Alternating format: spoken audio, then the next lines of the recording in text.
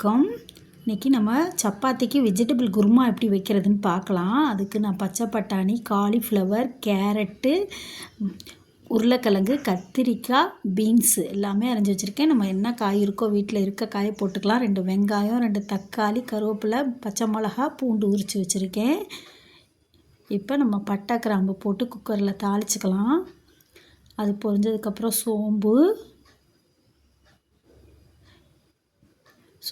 பிரிஞ்சி இலை எல்லாம் போட்டுட்டு நம்ம உரித்து வச்ச பூண்டை போட்டு நல்லா வதக்கிக்கலாம். வெங்காயம் போட்டுக்கிறேன். வெங்காயம், தக்காளி எல்லாம் போட்டு வதக்கிட்டு நல்லா அதோட எண்ணெய் பிரிஞ்சு வர வரைக்கும் வதக்கிக்கணும். நீங்களும் இந்த மாதிரி செஞ்சு பாருங்கள். ஹோட்டல் ஸ்டைலில் சூப்பராக இருக்கும். நம்ம வீட்டிலையே செஞ்சுக்கலாம். அப்புறம் காயெல்லாம் ஒவ்வொன்றா போட்டுக்கிறேன். பச்சை பட்டாணி, கேரட்டு, கத்திரிக்காய், உருளைக்கிழங்கு,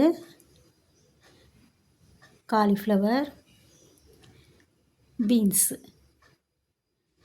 தேவையான அளவு உப்பு போட்டு நல்லா காயை நல்லா வதக்கிக்கலாம்.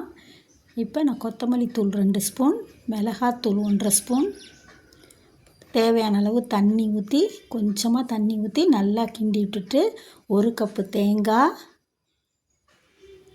இஞ்சி, பூண்டு, சோம்பு, பட்டை கிராம்பு அந்த வகை அதை போட்டு நல்லா நைஸ் பேஸ்ட்டாக அரைச்சிட்டு வந்துடலாம். அரைச்சிட்டு வந்து இப்போ காய் நல்லா கொதிச்சுக்கிட்டு இருக்கோம்.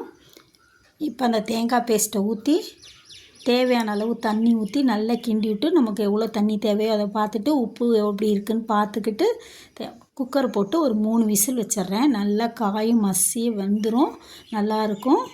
இப்போ நம்ம கொத்தமல்லி தூவி புதினா இருந்தால் புதினா முன்னாலே போட்டுக்கலாம். நல்ல டேஸ்ட்டாக வாசமாக இருக்கும். இந்த மாதிரி நீங்களும் செஞ்சு பாருங்கள். எங்கள் சேனல் பிடிச்சிருந்தா லைக் பண்ணுங்கள், ஷேர் பண்ணுங்கள், சப்ஸ்கிரைப் பண்ணுங்கள். சப்பாத்தியோடு வச்சு சாப்பிடுங்க. தேங்க்ஸ் ஃபார் வாட்சிங்.